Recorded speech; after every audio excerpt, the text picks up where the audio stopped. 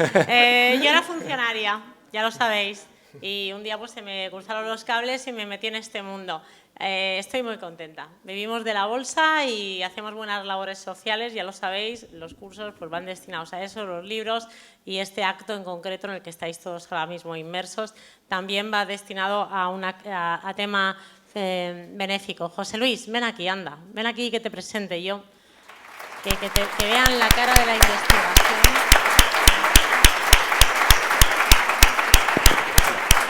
José Luis vive en Granada, pero ha estado trabajando mucho tiempo en Estados Unidos. Es beca Howard Hughes. 28 personas en todo el mundo reciben esta beca. Generalmente suele ser gente americana, pero bueno, José Luis la tiene.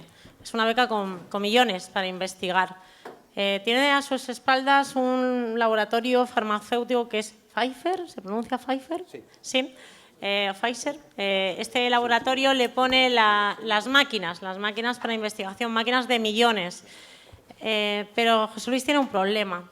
Él tiene dinero para investigar, tiene unas máquinas estupendas con las que se puede hacer muchos descubrimientos, pero tiene en su laboratorio, que es increíble, en el que yo estuve visitándolo, pues ¿a qué tiene? Tiene un montón de científicos, doctores en biología, doctores en medicina, que no cobran nada y que están allí trabajando por el amor al arte. ¿Pero se puede vivir toda la vida de amor al arte?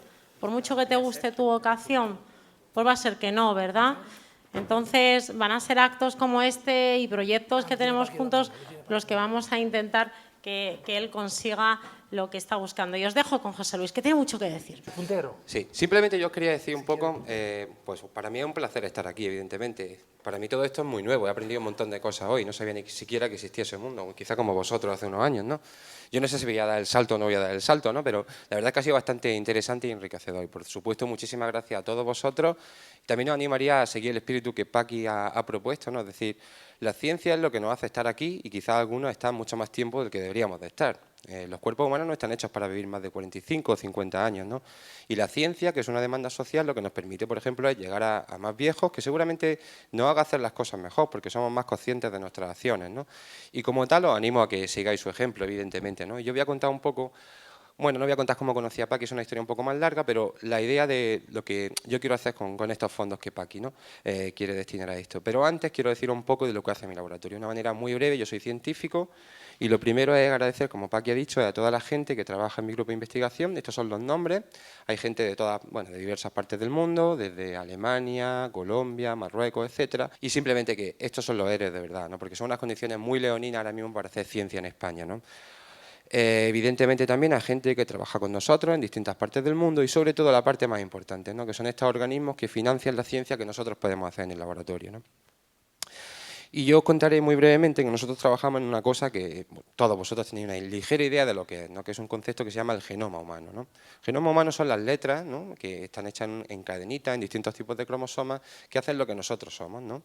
Desde un nivel muy sencillo, que es una célula, a un tejido o a un cuerpo humano en general, o una rata o un ratón, etcétera, ¿no? Y no sé qué vosotros entendéis de genoma, no entendéis, ¿no? Pero hay mucha falsa publicidad, por desgracia, ¿no? Es más fácil un ejemplo como, por ejemplo, yo no soy mecánico y abro un capó de un coche y la verdad es que me quedo sorprendido de la de cable y cosas que hay, ¿no? Es sorprendente que hay gente que sabe cómo funcionan las cosas y lo puede reparar, ¿no? Pues en el genoma pasa un poco lo mismo, ¿no? Sabemos las letras, sabemos cómo están colocadas, pero la verdad es que no sabemos muy bien qué significan toda esa serie de letras, ¿no? Y nosotros estudiamos una cosa muy concreta. Bueno, aquí os decía lo que os decía anteriormente, que el genoma se puede definir como las instrucciones de una célula, de un tejido y de un cuerpo humano, ¿no? Y nuestro genoma, es decir, nuestro libro de instrucciones tiene un tamaño increíblemente grande, 3.000 billones de letras puestas, son solo 4 letras, A, T, G, C, y es un tamaño bastante considerable. Y lo curioso es que lo que se supone que es la información útil no ocupa ni siquiera el 5% de nuestro genoma. Y esto es un poco atípico. ¿Por qué tener un libro tan grande cuando la información útil es solo menos del 5%, ¿no?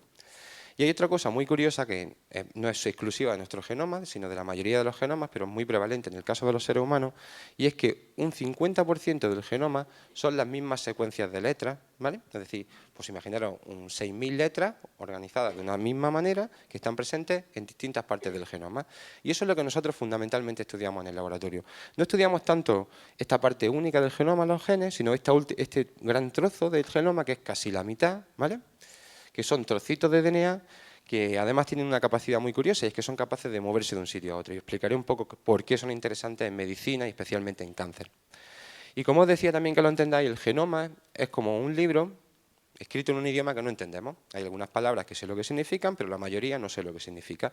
Y además es más complejo todavía porque hay las mismas palabras a veces o las mismas frases están repetidas en distintas partes. Y esto también es una cosa que deberíais de saber, que el genoma no es una cosa muy estable. Es verdad que nosotros lo recibimos de nuestros padres, pero es que tiene una capacidad y tiene una necesidad de ir cambiando, porque nos permite adaptarnos a cambios que ocurren en nuestro medio ambiente, ¿no? Una imagen vale más que 1000 palabras y esto es como se mira un genoma hoy en día, ¿vale? Aquí arriba estarían las letras organizadas y estos son los que se conocen como los genes, ¿vale? Yo quiero que vosotros prestéis atención hoy a esta otra parte de aquí. Estas cositas que se ven aquí como barras son unas cosas que son las secuencias repetidas. Y estas secuencias repetidas, como veis, simplemente mirando aquí, veis que son muchísimo más numerosos que los genes. Un gen sería esta cosa que tiene un nombre, CSTF3, ¿vale? Veis que estas cosas son muchísimo más numerosas que los genes. Y lo más curioso del tema, como os decía, es que estas cosas son capaces de moverse de un sitio a otro. Por eso están presentes en distintos sitios y se van amplificando, ¿no? Esto lo hacen por una... Pues imaginaros, estos son... Intenta ilustrar lo que es un cromosoma. Imaginaros que tenemos un trocito de estos de DNA repetido y lo único que hacen estas cosas es moverse desde aquí hasta aquí. No solo se mueven, hacen como una especie de fotocopia, como cuando tú estás trabajando con tu ordenador y haces un copia-pega. Simplemente copia una cosa y la pegas en otro sitio, ¿no? Se conocen desde hace muchísimo tiempo. Fue un descubrimiento seminal de esta mujer que se llama Barbara McClintock, que descubrió en el maíz al natural, estas cosas ya no se ven porque comemos maíz transgénico, pero en el maíz natural hay granitos de mazorca que algunos son de colores, azules, otros amarillos y otros pues tienen tonalidades internas, ¿no? Y esta mujer se dio cuenta que el cambio de coloración en el maíz se producía porque había un trozo de DNA que se movía de un sitio a otro. Eso fue muy conflictivo en su momento porque eran los años 50, era una sociedad muy machista y a esta mujer se le clasificó casi como de loca, pero la verdad es que fue una visionaria porque antes de conocer la estructura del DNA, el código genético, etcétera, ella se dio cuenta que había trocitos de DNA que eran capaces de moverse de un sitio a otro. Luego se reconoció su trabajo a final de los años 1980, pero se conocen desde hace mucho tiempo que hay trozos de DNA que se mueven de un sitio a otro, ¿vale? Y ahora, ¿por qué esto tiene un efecto sobre nuestra salud? Pues muy sencillo. Los genes, las instrucciones, no están escritas en una sola frase, ¿vale? Tienen trozos por medio que son regiones regulatorias, ¿vale? Esto es como se ve un gen, para que vosotros lo entendáis. Las partes útiles de este gen son estas cosas blancas, eso se llaman exones, es simplemente una clasificación, una manera de llamarlos, ¿no? Y estas partes negras lo único que hacen es que permiten que el gen funcione adecuadamente. Es decir, si todas las células tienen las mismas instrucciones, mi mano es muy diferente, por ejemplo, de mi hígado. ¿Eso por qué? Porque estas regiones hacen que algunos genes funcionen en el hígado y otros genes funcionen, por ejemplo, en mi mano, ¿no? Entonces, que entendéis eso, ¿no? Los genes no son una línea continua, sino que están interrumpidos por otros trozos o regiones regulatorias. Evidentemente, todo lo blanco es muy importante para que el gen haga su función. Pues vosotros os imagináis, si tenemos trozos de DNA que son capaces de moverse de un sitio a otro, pues malas cosas pasan. ¿Qué ocurre? Que estos trocitos de DNA que se mueven, pues muchas veces lo que hacen es que se meten dentro de un gen y te producen una enfermedad genética. Y esto ocurre con frecuencia. Pero esto es especialmente prevalente, como os digo, en un proceso como es el cáncer. El cáncer no es más que algo que ha perdido el control. Y entre otras cosas ha perdido el control de estos trocitos de DNA que se van moviendo de un sitio a otro. Y el concepto es como ganar la lotería. Tú puedes ganar la lotería comprando un solo billete, pero es raro. Si compras muchos billetes, muchos billetes, pues puedes que ganes la lotería. Pues esto es exactamente lo que ocurre en cáncer. Es decir, en personas normales, todos los que estamos aquí, tenemos trocitos de DNA que se mueven de un sitio a otro. Se mueven desde nuestro nacimiento, desde el periodo de la concepción. ¿Qué ocurre en cáncer? Que eso está desregulado y se mueven con muchísima mayor frecuencia, desactivan genes y hacen que los tumores sean más o menos agresivos, ¿no? Y eso es la estrategia y el abordaje que nosotros estamos intentando hacer en el laboratorio justamente para esa enfermedad, ¿no? Como digo, no solo producen cáncer, producen muchísimas enfermedades genéticas. Estas se sufren desde el nacimiento y van desde la distrofia, pues ceguera, etcétera, ¿no? Tened en cuenta que son trozos de DNA que se mueven por todo el genoma, te pueden estropear cualquier gen y el gen que te estropeen pues, va a hacer que tenga una enfermedad o otro tipo de enfermedad, ¿no? Y simplemente deciros, esto tiene también una parte muy positiva, es decir, esto tiene una existencia que nos permite hacer cosas muy interesantes. Por ejemplo, un perro, antes no sé si alguien ha utilizado la analogía entre un perro y un ser humano, hay una cosa muy importante entre un perro y nosotros vemos en colores y ellos no. Y eso simplemente porque un trocito de estos de DNA cuando se movió, se equivocó y arrastró un gen de pigmentación. Nosotros somos capaces de distinguir fundamentalmente 3 colores y un perro solo uno. Y eso se hizo por azar. ¿Qué pasa? Que luego actúa lo que se llama la selección.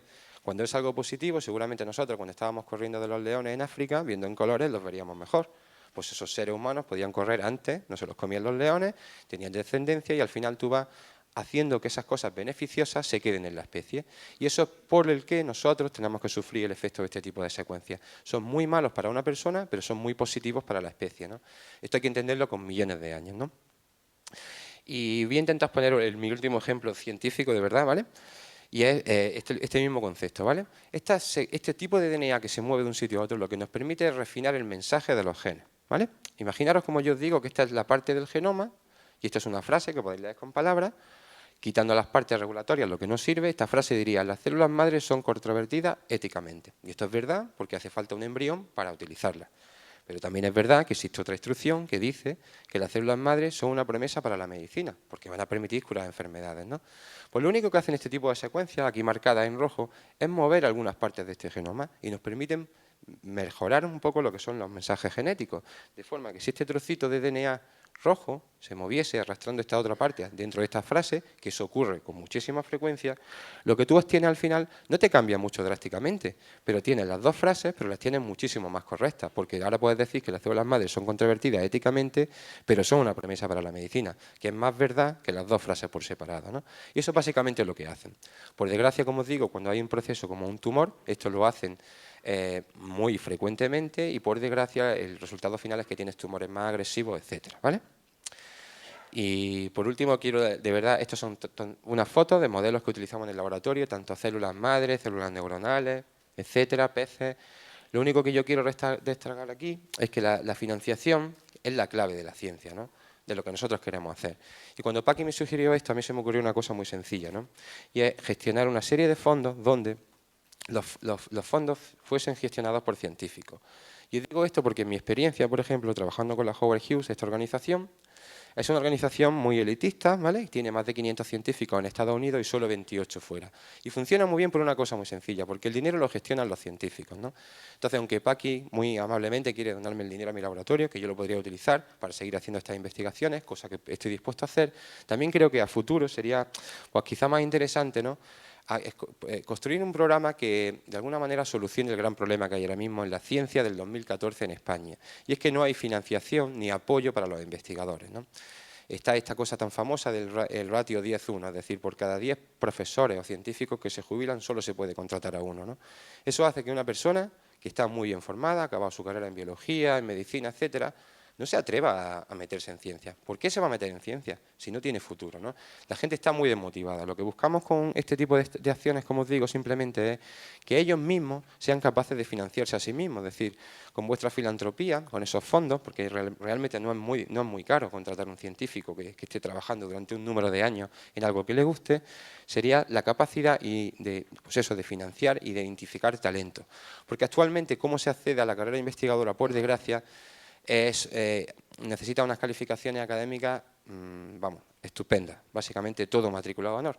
Y la verdad es que nadie te dice esto cuando estás estudiando la carrera. Por ejemplo, a mí me costó mucho trabajo en poder hacer mis pinitos en ciencia, pues nadie me había dicho que necesitaba calificaciones estelares, ¿no? Y en un laboratorio lo que hay que estar es un poco loco y ser obsesivo-compulsivo con lo que te gusta. Y estar todo el tiempo mirando el problema que te atrae. Si encuentras algo que te atrae, lo vas a hacer muy bien durante muchísimos años y seguramente con muchísimo éxito, ¿no? Entonces, la idea de este acto de los fondos que se recauden y otros a futuro sería establecer algún tipo de organización tipo fundación para poder identificar talento y enganchar a gente que pueda hacer ciencia, que es algo, una necesidad de nuestra sociedad si queremos seguir siendo lo que somos, ¿no? Y no quiero robaros más tiempo porque está a 11 minutos 27 segundos, o sea que muchísimas gracias a todos.